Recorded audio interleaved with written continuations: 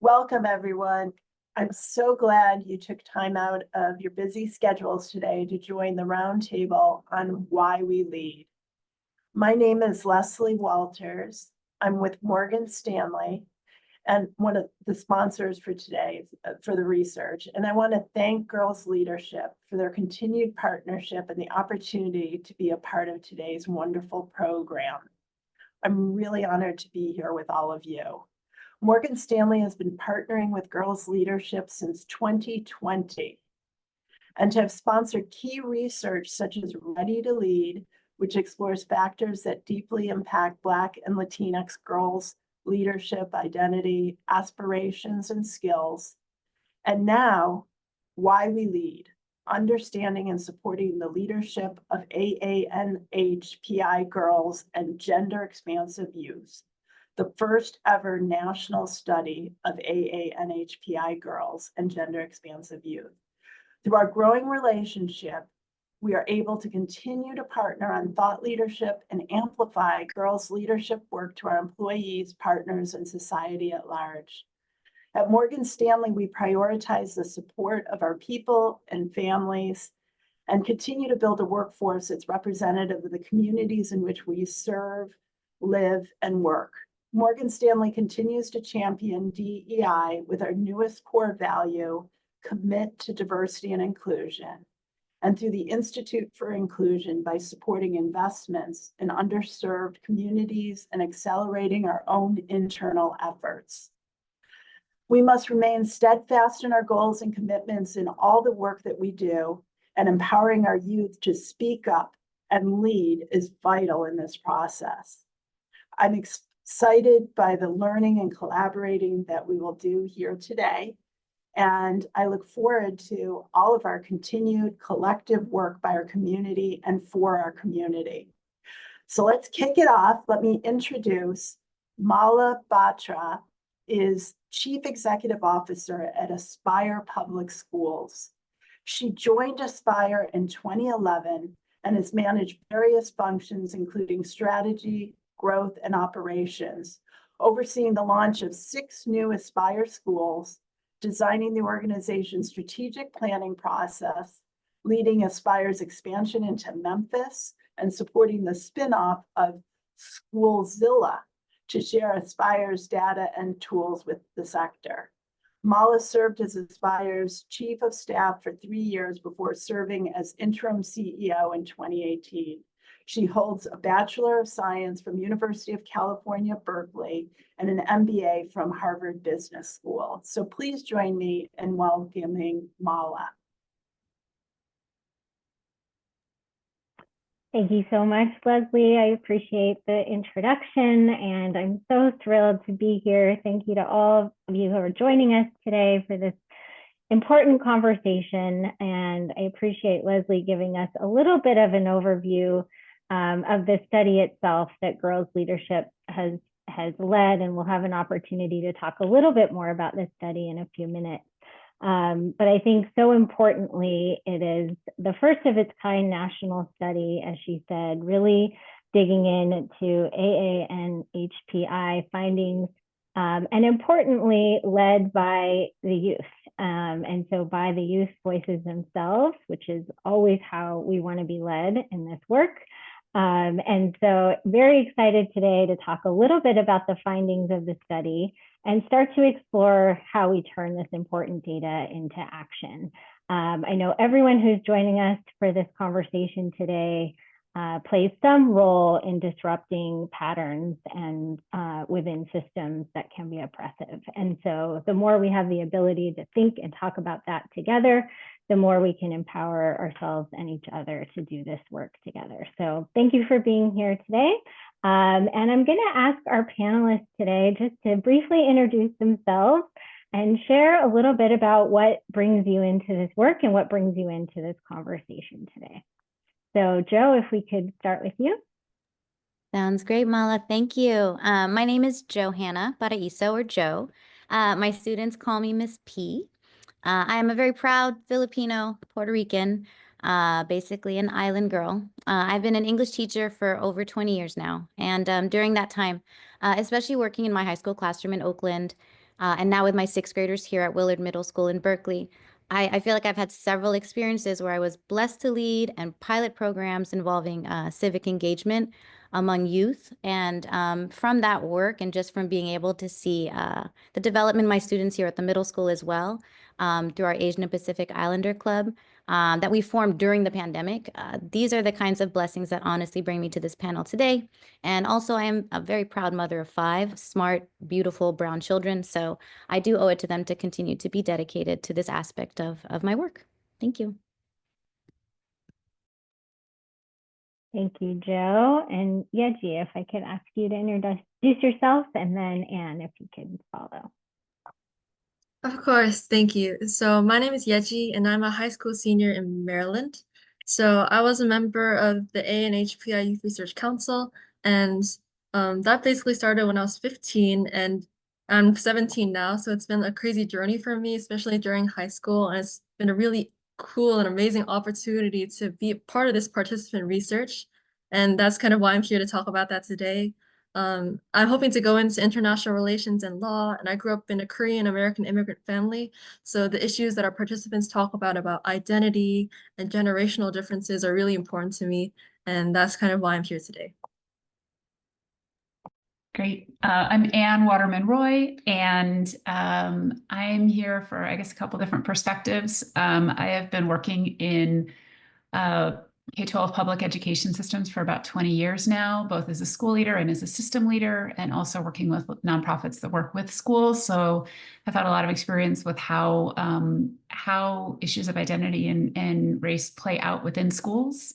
And excited to have this conversation from a perspective of, as a school or system leader, how does this materialize? But personally, I think why I'm in this, why I'm particularly passionate about this is just as a woman, as the wife of an Indian immigrant, as the mother of 2 beautiful AA and HPI children, 1 girl, 1 trans boy who spent most of his life being treated as a girl. I have a lot of perspectives and thoughts about what they are going through, what I've gone through as a woman, and how do these things intersect. And as a non-immigrant myself, who grew up in a community that had very few immigrants and a lot of people who looked like me, just the perspective of how do you come to this and from a place of learning and creating space for everyone to be successful in schools and environments. So I'm excited to be part of the conversation today. Wonderful. Thank you all for sharing and for already giving us a little bit of insight into sort of the issues of identity and that bring you into this work. So we'll hopefully have a chance to dig into that a little bit deeper. And along those lines, I'd love to invite you in just a few minutes to share one of your earlier memories. So from your youth, so Yeji, you have a bit of an advantage here, but just to think about what was an early memory where you recall being made aware of your identity in a way that either felt very validating for you or may have felt really othering for you, but really made you aware of some aspect of your identity. So as you think about that, I'm going to ask Yeji if you can give us a little bit more context on this study itself and how it was done. And then as we talk over the course of the next hour here, we'll have an opportunity to share some of the really critical findings. But if you could give us a little bit of context on the study itself. Yeah. So our study was comprised, well, it was done by a 17-member youth research council from across the United States. So from states like California to Montana to Texas to New York. And we were all between the ages 14 to 22, researching participants from the ages 14 to 22, which is where the youth participatory action research kind of comes in. And our research question was, does being a part of AA NHPI communities influence or shape leadership in AA NHPI girls and gender expansive youth? And some sub-questions we had were, what is the experience of immigrant Asian American youth and what the experience is across generations? So to investigate kind of these questions, we did both interviews and photo voice or photojournaling. So within interviews, we're talking directly to participants, asking questions on their experiences with leadership, identity, and other factors. And with photo voice, our participants were provided with a brief a list of questions, which they answered by submitting like one photo and a written response to that. So that could be a picture of their school and kind of what that community means to them, or a picture of their mom or their friends and like what that meant to them in the context of the question. So we're basically sharing stories through their words and sharing stories through their eyes.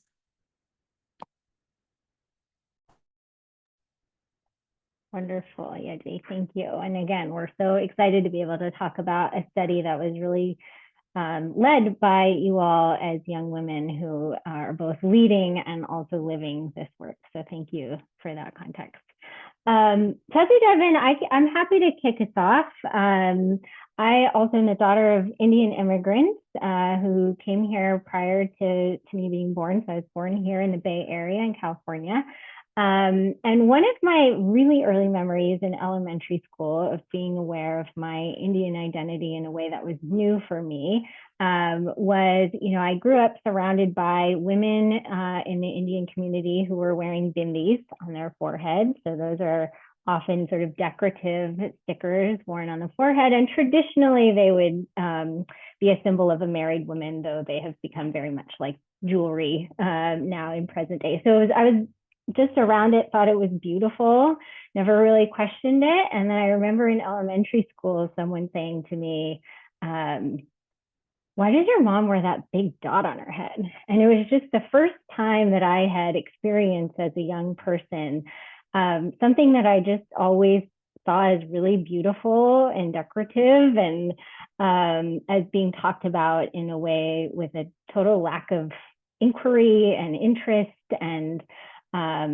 respect. And it just really, I didn't have all those words for it at the time, but I knew that it made me feel not good and like I wanted to sort of stuff some of those things away. And for several years, not just because of that incident itself, but I sort of felt like I had this identity at school and I had this identity at home. And for many, many years, those sat very separately for me. And so it was probably in college where I started to be much more authentic, honestly, about those coming together. So those are one of my early memories. I'd love to turn it over to whoever honestly would like to jump in next on our panel. I can go, Mala. Thank you. Yeah, I feel like there's so many memories. I feel like I share a similar memory with so many folks. The responding to having to respond to questions like "What are you?" or "Where are you from?" Those kinds of it feels like interrogations when I think about it. But I think the one memory that is distinct early on is actually from within my own Filipino community, where I'm a darker skinned Filipino, very proud of it now. But I was really highly encouraged, by people I respect, to use papaya soap, and it was to help lighten me up. And, given my trust for the grown-ups in my life, I didn't really question why my shade of, Pinay or Filipina was not considered ideal. As I started to grow up and understand that, what Western ideals of beauty were about, I could kind of maybe not feel so angry about, things towards my own family, but I did use that soap. I used it and I ended up with white blotches everywhere. It was like camouflage gone terribly wrong. And from that moment, it took a long time to heal, and it was a long journey to love in terms of embracing my own dark brown self. But I think I'm very grateful for that journey because now as a mom, I have children of my own who are every shade of shade, and teaching them to love their brown skin, it's part of that healing. It teaches you to just adore your own. So I do feel like sometimes issues of identity that we have within our own people and our own community, and not necessarily against folks that aren't our own like culture, those are also very hard conversations that we have to go through as folks in our skin. So thank you for letting me share. Thank you for sharing that, Joe. Anne or Yeji, can I invite you to share an early memory? Yeah, I do have one. So when I was younger, my mom would always pack my lunches, and a common food that she would pack was kimbap, which is I guess it's like rice wrapped in seaweed and has a lot of like vegetables inside. And it's kind of stinky because of all the vegetables sometimes, because some are pickled, you know. And when I was in elementary school and it was a mostly like predominantly white community, there weren't a lot of Asian people in my class. Uh People kind of always asked what it is in a kind of like, what is that? Like not very like friendly way, but just like, what are you eating there? But when I got to middle school where I kind of changed schools and got to a more diverse community, my friends would always come up to me like begging to have some of the food because it was that good. And I feel like that was a big change to that experience. Like, wow, this part of my culture is something that I can really celebrate and that people can also enjoy, even if they're not from. And then this wasn't like my all my Asian friends coming around. These are like friends from all different backgrounds who could enjoy this food. And I felt that that was really welcoming and opening to me. That's beautiful. I think when I thought about this, I thought about the identity as a woman. I remember in 6th grade science class, I was kind of an eager beaver, a little kid who who was really interested, and I asked a lot of questions, and I did a couple extra credit projects, and my teacher, I think, was just tired of having to deal with me. And so one day I remember asking him a question, and he just looked at me, and instead of answering my question, he said, "Anne, here's a question for you. You're standing on a street corner with Santa Claus, the Tooth Fairy, and a smart woman, and you need to ask directions. Who do you ask?" And I just looked at him like, I didn't say anything. I didn't really know how to answer. And he just waited a pause. And he said, "Well, Santa Claus, of course, because the other two don't exist." And then he went on and walked away.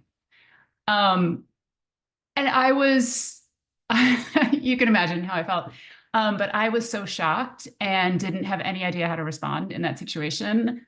And so I just stopped asking questions in class. And I also didn't tell my mom because I knew he would get in trouble if I told my mother. And oddly enough, I felt protective of him.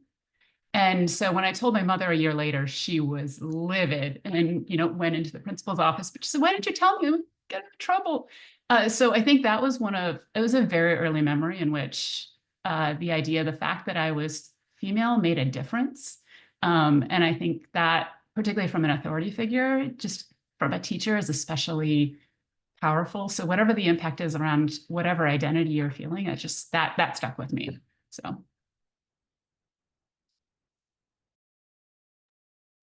Well, thank you all for sharing. And I mean, I think all of the examples you guys raised are things we could spend a lot of time unpacking around the impact of identity, but I will just say that the way in which each of you has clearly taken those moments and lessons and channeled them and has led you to where you are today. So that is exciting and affirming.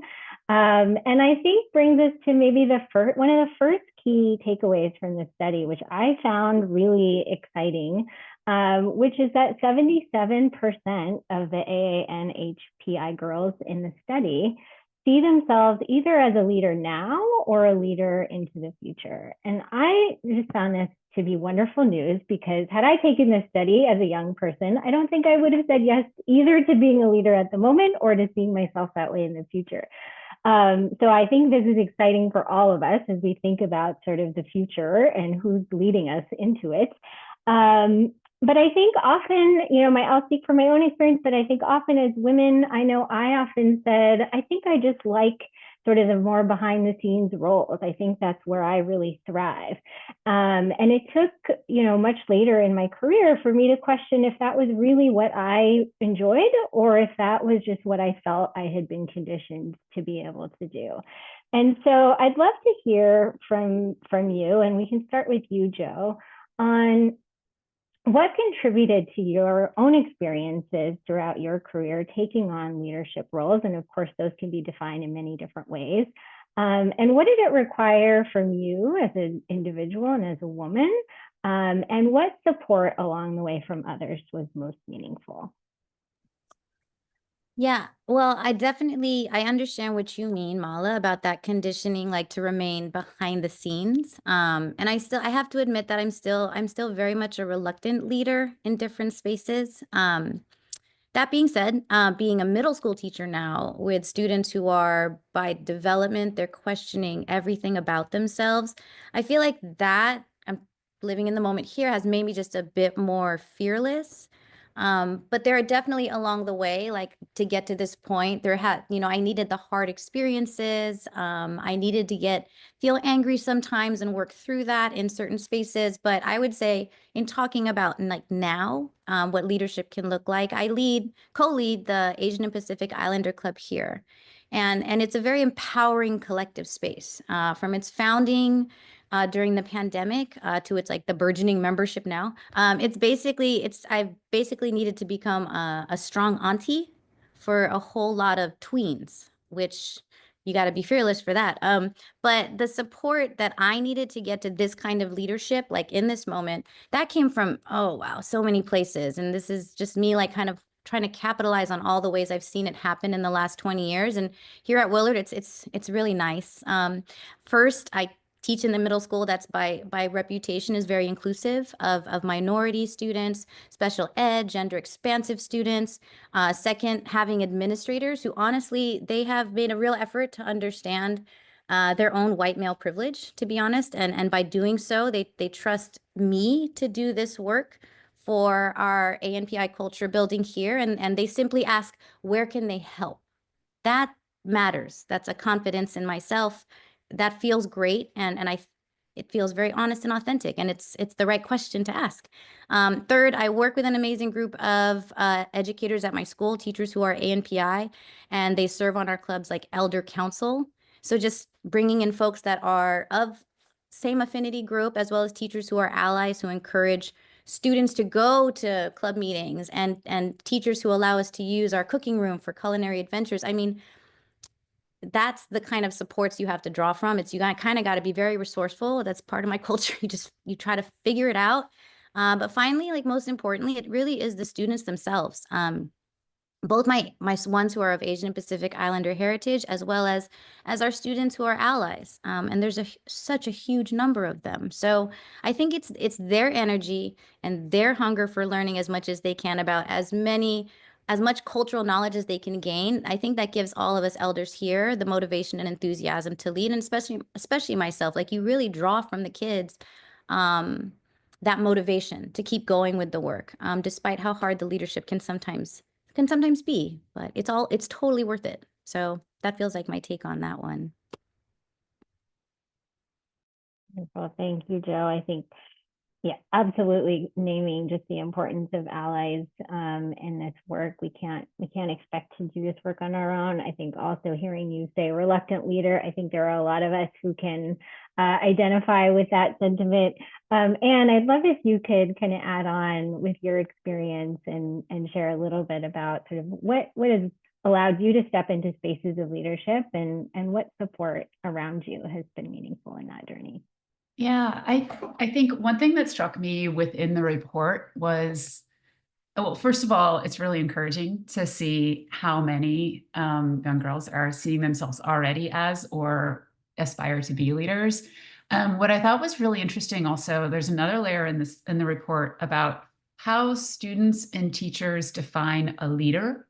And it was interesting there were two different ways of definitions that were given, and one of them, nearly 80% of teachers agreed with the definition as someone who is in charge of other people and make decisions that affect them. But less than half of students agreed with that definition. And then there was another definition that 60% of students and teachers both agreed with, which was that a leader is someone who brings people together to get things done. And I think it's really important to me. That signals a sort of generational shift in thinking about the idea of what is a leader, shifting from one that's more of someone with hierarchical power to tell other people what to do, into someone who takes action on behalf of their community. And that, I think that latter definition is way more accessible. As a student, as at any age, in any position, any place, it recognizes that you can be a leader in a lot of different ways. It doesn't mean you have to have a title that says senior something or other of such and such, manager of X, Y, and Z.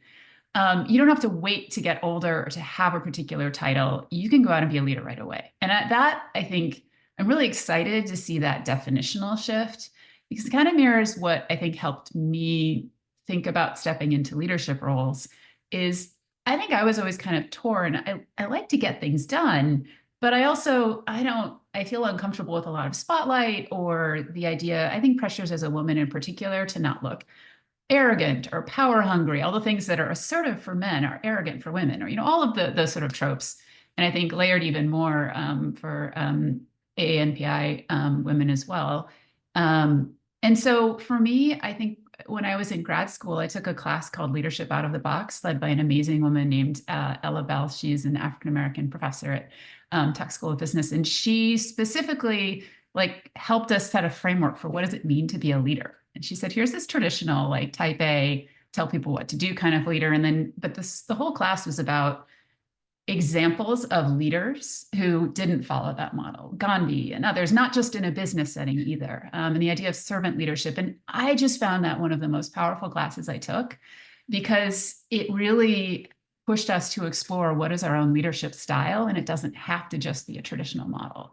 And so I think that kind of giving permission, having a lot of examples pointed out to me helped me feel more comfortable stepping into leadership roles. But of course, in those settings, I also, as people were inviting me in, or as somebody was suggesting or nudging, why don't you do that? Why don't you go for that? And then seeing other examples of people who were there. I've been blessed to work in school districts. Most of the school districts I've worked in, actually for almost 20 years, have been led by actually Black women in particular. So I had women of color who were leading the organization. I think they set a tone for school districts for what is possible and what should be. So I think I was really blessed to work in organizations that had great role models right at the top. So. Wonderful. Thank you, Anne. Yeah, and I think this importance of the definition of leadership, which the study just does spend a good amount of time really thinking about, how is that shifting over time, and how do our young people define leadership in ways that I think speak to a lot of the kind of identity issues that we all spoke about in the beginning. So that is encouraging. I think one of those things that we experience a lot in the schooling environment around part of the role of a leader is around safety, creating spaces where students and other adults feel both physically safe, but also psychologically safe, and are able to speak their authentic truth, are able to bring their whole selves into the classroom and into workspaces. And I think a lot of what we're now talking about much more prevalently than when I first started in this work is the importance that belonging plays as sort of a prerequisite for being able to learn.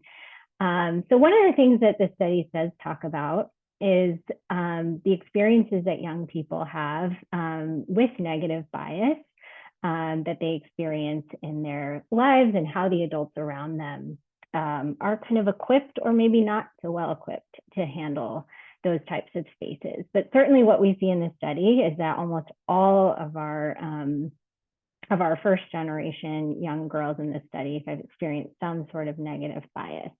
And so if we think about part of the role we have, not just as leaders, but as adults around these young people, just thinking a little bit about how we create spaces where students can feel a sense of belonging with their full identities, gender, immigration status, race, culture, all of these pieces coming together.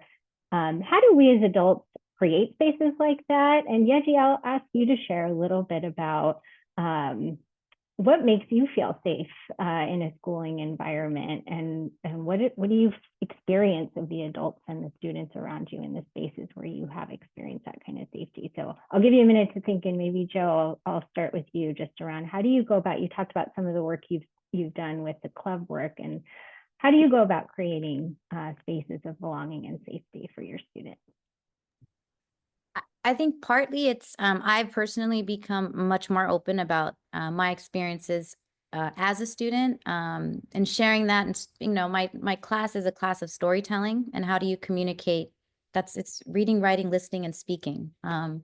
So that's where we do that. And so being able to share my experiences as a student, specifically as a Brown student, from a working class family and what being those things has meant amongst different demographics. You know, my mom is immigrated from the Philippines.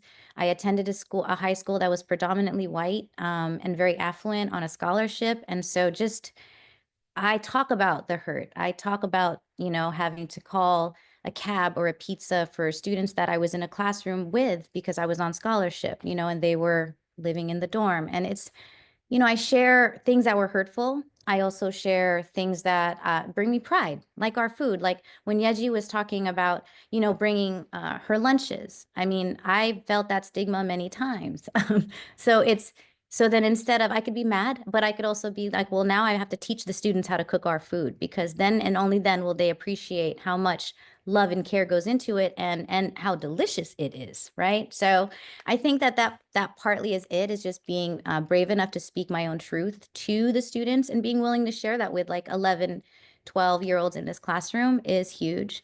And for me, the classroom is for me, it's my second home, but for some of my students, it is their second home as well. They spend a lot of time in this school. And so I feel like I've designed a place, a physical environment where I feel a person can breathe easier when they enter. By culture, I was raised very Filipino, so I do lean into that Filipino mom self of mine. Filipino folks were raised to take care of people from the minute they enter our homes. And so that honestly, I bring that here and I'm okay with that. And I have had learned to be okay with that. And so eating with my students, cooking with my students, warming up their food, don't tell my principal. These kinds of experiences, they bring moments of conversation together. When you break bread or eat noodles and rice together, that's like you have opportunities to share stories. There's opportunities for kindness. So, you know, I feel like where you can make students feel comfortable is oftentimes with their very basic of needs. And then when you do that, then the stories come out. And then that's when some of that, you know, reflection and collective experience sharing can happen. So that's how I try to do it here. That's beautiful. Thank you for sharing that. Yechi, I'd love for you to bring in the student experience of that. And again, just maybe experiences you've had where you have felt particularly safe or invited to bring your whole self into the classroom. What did that look like for you? Yeah, so as a student, I really feel safety both mental or emotionally and physically on in two different spheres. So one, like the safety I kind of get from administrators and teachers, and the other, like the safety I get from fellow students. So I'd say that one thing that really stood out to me is that our current principal is really excited about everything we do. So she comes to all of our performances, every like sports event, even like a run-of-the-mill mock trial practice. And these are some things that as the students ourselves, we don't like some of us like drag our feet go into that, you know. So it's not like something we're always excited about, but she's always excited about that for us. And I feel that like having a school administrator and such a prominent school administrator be so into the things we do as a community and be so into what the students are doing has been just like creating this really good sense of community and safety for me. And I think that going off of that, it's not really always the amount of support we have from like administrators and teachers, but really how vocal like individual support is. So something I think about is our school has a sexuality and gender alliance that I'm like part of, but not always part of, but like I'm there. And at times one of the board members would talk to me about how some people in the front office weren't necessarily always welcoming to the club and welcoming to the identities represented in that club. But for us, like as a student community at my school, we know that regardless of like some individual voices who might like demean us or not be as supportive of us, we know that there are like 3 other people in the school for each one of those people who will support us and will be there and will advocate for us. And I think that even if there are some negative voices in the crowd, that presence in our supporters and like the teachers that support us has been really welcoming to me. And on the student side, I think that having a bunch of student clubs and student organizations is always healthy for feeling like a community and safety. And especially when those communities are so welcoming to other people. So like Indian dance is a really strong club in my school. and they're always doing amazing performances and so cool to watch them. And it's even cooler because they're always welcoming people from other backgrounds to come join them and try dancing and try performing. And having that at my school and also being a part of that a couple of times is really cool to experience and learn. And other organizations like the Chinese Club selling mooncakes for the Lunar New Year or selling dumplings, and that kind of thing is just as commonplace as other clubs selling cookies or more like traditionally like American foods or like those kinds of things. So having both of those things present in our school and having both like sides of identity welcomed is really like contributing to my feeling of safety.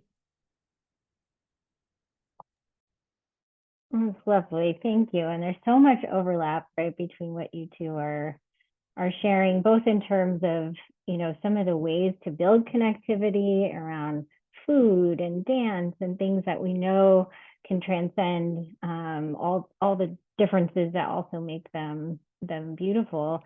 But also just the concept of students knowing that they're seen by adults and cared for by adults and rooted for by adults. I think it shows in both of what you're saying, but also being willing to speak up. I think that was in the chat as well, of knowing that there are advocates who will speak up for you. So I think that gives us a little bit of insight into another part of this study, which is being willing to have these difficult conversations. The way that you both are describing it, we can often feel like, you know, these are easy things for people to do, but you are bringing in your entire life experience into initiating some of these really critical points of connectivity. And people come into this work with so many different backgrounds and so many different experiences. And of course, that's what we want. And so when we think about sort of the importance, and Joe, you spoke to this, of sharing your own experiences, some of which were difficult for you, some of which brought you a lot of pride, as being sort of an entry point for students to share a little bit more and open up a little bit more, which is really kind of what these conversations are all about. But we know from the study that these conversations are not always happening across our schools. And so I'd love to talk a little bit about sort of what is the responsibility of each of us as individuals to be willing to sit in the discomfort and have a conversation that maybe we're not feeling super adept at having based on our life experiences. But also, and Anne, I'll ask you to share a little bit about the responsibility of systems leaders to create spaces for people to practice those conversations and to build their muscle around having those conversations, because we know that these conversations also require a lot of care, and if not done well, can also cause harm. And so we don't want to just encourage people to give it a try with students and potentially create a difficult environment, at the same time as we want to encourage people to be willing to sit in that discomfort. And that's a really difficult balance. So Yeti, I'd love to hear a little bit about your experience with having some of these conversations in your school. It sounds like you have a principal who is skilled at leading some of this. So I'd love to hear how that's sort of manifesting in your classroom with your teachers. And then Anne, maybe if you can give us a little bit of the system view of that same question. I think that in my school, because of the amount of diversity we have, a lot of teachers are really willing to open up and ask. They're like always the ones to ask tough questions. Like, for example, I'm currently in like a world religions class, and as you can imagine, especially considering like current climates, like religion has a really sometimes divisive nature in discussions, which really it doesn't need to have. And my teacher always emphasizes this, and she asks like individually to us like what we're thinking about these issues. And sometimes it's pretty awkward because in our class, it's like a wide representation of beliefs, and some of those beliefs might say that other beliefs aren't real or those kinds of like divisions, but they're always it's important for us to acknowledge them and be able to talk about them, because if we're just isolated in our own little communities, there's no way for us to come together to enjoy having a greater community and talking together.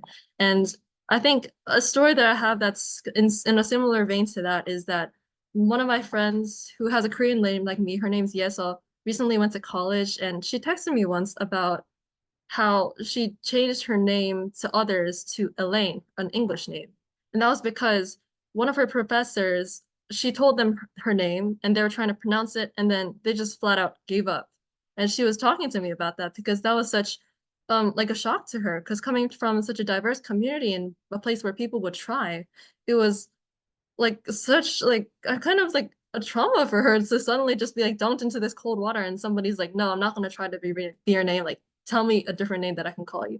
And to me that was like a refusal to acknowledge her identity that was unforgivable for me, and I felt like that person really needed to understand what the importance of acknowledging somebody's identity is, and how even though it might be uncomfortable for them and it might be taking like time, like a minute out of their day to kind of go through and try to pronounce it, like how important that is. And I felt that that's a part of what I was thinking about how as a leader, like that person was a professor, so as a leader or a more powerful figure compared to my friend, she has, or they have, I guess, a responsibility to make real action and real, like do the actions that'll help their community rather than delegating that responsibility to the person who has less power. So I think that's kind of my thread of thoughts on this matter. Yeah, Beautifully AG, said. Thank you. that experience happened to my husband as well when he came here to the US. He became Ken. It's like, oh, you stripped your entire identity away and made you like a Ken doll. That was so wrong. But I think what you say is the importance of having the people who have the positional power need to set the tone and set the structure and set the expectations, and not expect that a student in that setting is going to be the one to push back to the professor, say, I'm not giving you a name, you just need to learn mine. Those power dynamics exist. It's up to the people in those positions of power to be creating space and making room for that. When I think about this from a system leader level, I think about the fact that in the US, we do not encourage people to talk about race, ethnicity, class, sexual orientation in the workforce setting. Now, depending on your community, you may talk a lot about that in your personal life or your personal experience, but in a workplace setting, most people aren't in a context that encourages that. So people don't have a lot of practice at it. And if you grow up like me in a predominantly white middle class environment where society caters to people who look like me, and I don't have to think about my identity because the assumption is that ours is the norm and everybody else is different, right? Like it's even less practice or experience. And the majority of our teachers still in our schools are white women predominantly, right? And so I come into this thinking about what is a system do we need to do to give people, to prepare our adults in our schools, in our classrooms, or in our nonprofits to be able to have these conversations with each other and to facilitate them in their classrooms. And I like to come to it from a learning place of, look, you haven't had a lot of experience with this, and I understand that that can be challenging. We still need to do it. So let's give you practice for how to do that. So I think about a couple of things that I've seen work, or ways of thinking about it. I think one is, as the organizational leaders need to give explicit, not just permission, but encouragement to talk about these questions. One of the ways we did this at the nonprofit that I was at before is in our interviews before you get hired, we explicitly say, how often have you had a chance to talk candidly about race, class, power? Knowing that it's not very common. Have you, in many workplace settings, we do that a lot here.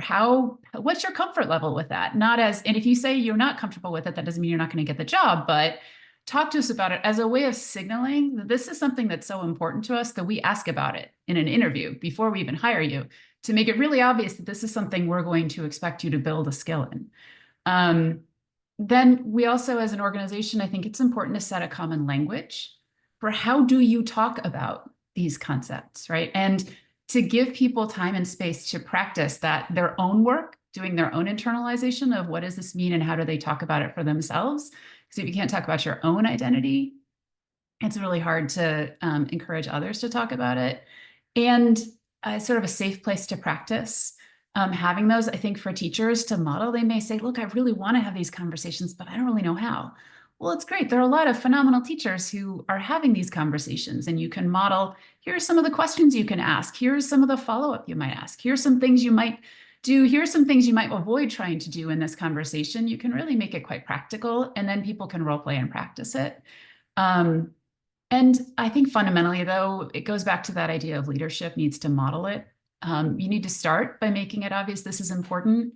You need to reinforce it by bringing it up, by talking about things, by sharing articles as a leader, as a school leader about, hey, this is a great, we should do a study around this, or here's an article about this experience, or hey, here's this great report from Girls Leadership that talks about the experience of AA and HPI girls. Let's talk about this at our next staff meeting.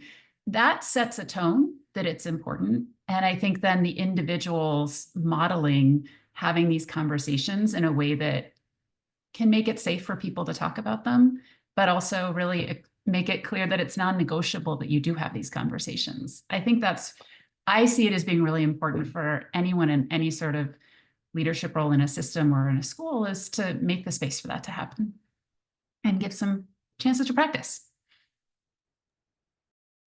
Absolutely. Thank you both for that.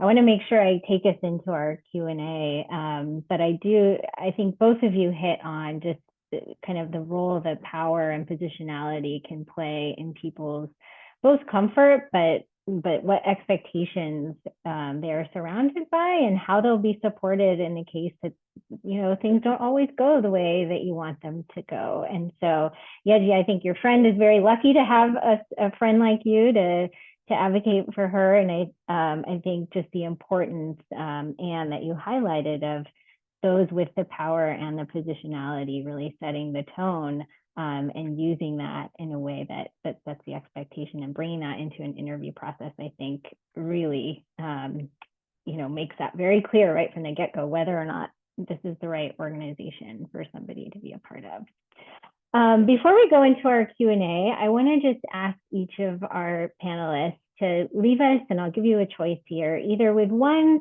We've had a lot of great action ideas today, and I think taking this research from data into action is a big part of why we're all here talking about it. So either one sort of bite size, what's a good place for someone to start as an entry point into action based on some of the insights in the report, or a hope that you have of what comes from a study and a conversation like this.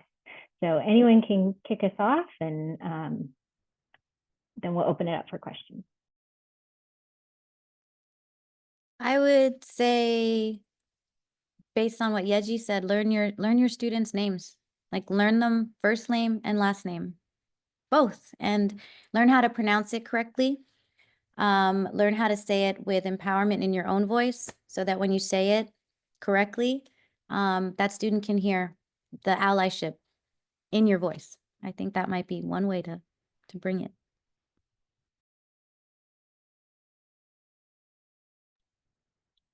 I'd say a hope is that there's both increased awareness, particularly of when you looked at that chart, generational experiences or immigration status is not talked about very much at all. So I hope that as there are more conversations, it raises people's awareness of different types of identity, so that they can reflect on how are we bringing that in. If it's a teacher, how are you bringing that into the classroom? How are you inviting that aspect of identity in conversation? But I think specifically when I think about either at a system level or as a peer, if you're a teacher, is sharing this report and the highlight, and say, hey, this is student perspective and student or other teacher perspective. Here's some of the highlights. Want to chat about this talk about it. I'd love to talk to people about what you took from this, or what did you see? And just have a conversation during a lunch when you're you have your brief lunch break and you're chatting with someone about it, right? Like, I think the more we can put student voice at the center and really react to what students are telling us and what teachers are telling us, particularly as you go into like system levels, is don't make it abstract. Look at what we're actually hearing from people and say, what does that make you think you could do? Yeah, I just love to add on to what Anne said about just having these day-to-day interactions and just doing that on a smaller level. It doesn't have to be gigantic. And I think that just to round it off, that I would like to say that this is like the first study of its kind. But what I'm hoping is that from this study, there are a bunch of more studies that talk about different experiences within this community as well. Like a thought I was having was, what if we asked the exact same questions, but to a different age group, like to the elders in our ANHPI community? I think that would be really powerful, and that's something I'd love to see explored or be part of exploring in the future. Well, thank you for that. And it feels appropriate that Yeji, you have the last word in our panel roundtable conversation. So thank you all.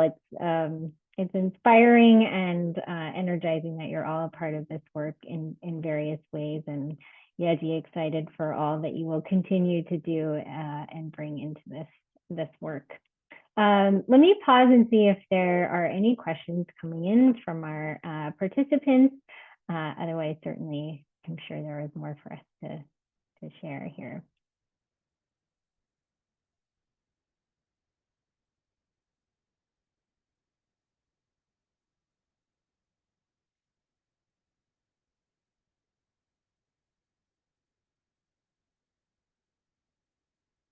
All right, I'm not seeing any questions come through.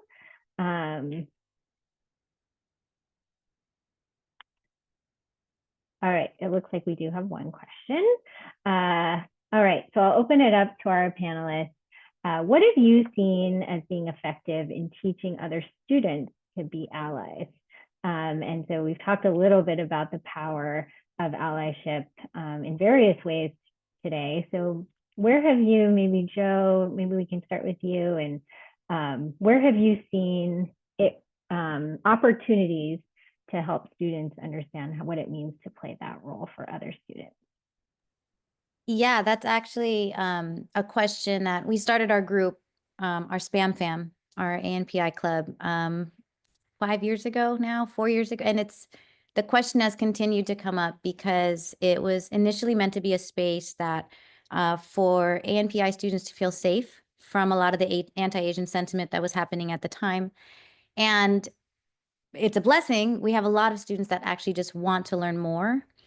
And so now you have this space where you've got these converging forces that are glorious and beautiful and earnest. But how do you have the conversation with your students who are not of certain cultures that, you know, the same affinity group as the ones that started the organization? How do you have conversations that make them still feel like they're in a safe space and they're totally welcome?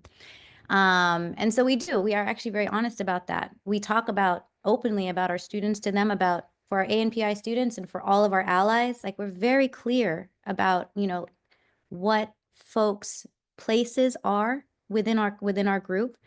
We lean hard on cultural practices of eldership and respecting, so that no matter what your background is growing up, that you just understand there are certain deep cultural practices that we try to, you know, offer through our club that gives you insight into, you know, what does it mean to show respect to the elders. I mean, that's a very huge thing that we push in our space. And so I feel like that's like you try to find common ground too, where allies and ANPI students alike, they're actually there are parallels to how they exist. So, you know, you try to find that. But being open about the fact that, you know, there's allies and such, I mean, that I think the honesty there is we're not sugarcoating anything. We're letting them know we appreciate them as allies in the space. And when you start to do things like cook together and dance together and, you know, do henna tattoos of ancient indigenous language on your arm together, you kind of just, things start to blend. And I'm a blend. And so I just feel like that's what this is what this is all about. So you give them spaces and activities where they can laugh together.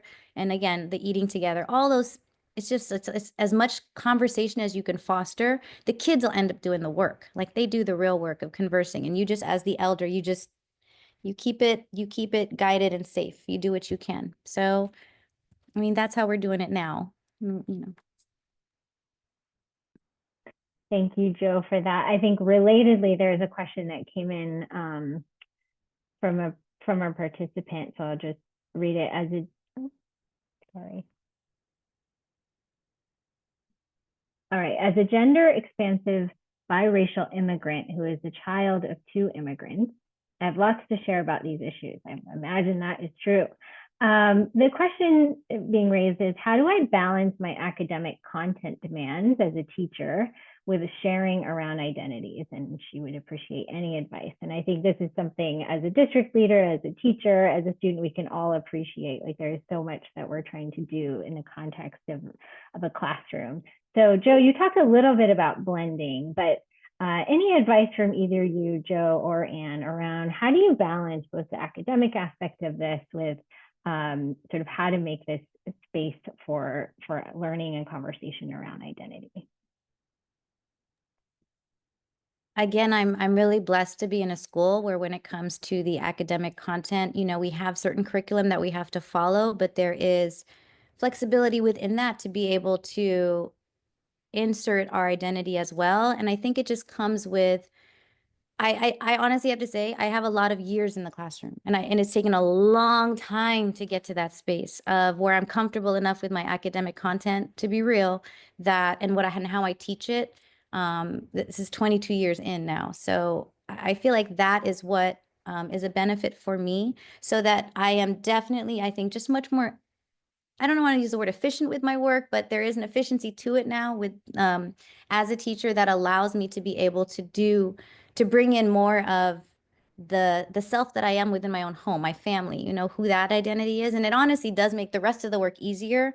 But I get the question about how do you do, you know, how do you make rice and seaweed in your rice cooker here in the classroom and still teach, you know, the novel Paradise on Fire? You know, it's like you do, but I do have to say it is honestly takes practice. So that's where I'm coming from. I throw in two quick things. One is, I mean, listen to Joe and go from her advice. Listen to teachers, like talk to other teachers that are doing this and what are some of the specific things they've tried. And again, I think the idea being it doesn't have to be some big revolutionary thing. You can start with just a couple little things.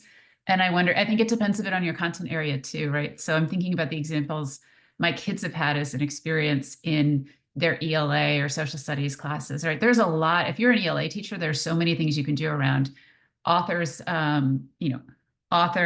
identity, around character development, around their purpose, around their tone, around that you can do around the authors and characters, and asking people, depending if you can have books that represent different cultures, to ask students to identify, to explore what is it about their identity that might be impacting this, as opposed to just saying, well, what do you think she feels like as a middle school age girl? And then, well, to open up and provide a framework for thinking about identity or generational status or ethnicity as a aspect of identity to help people develop that.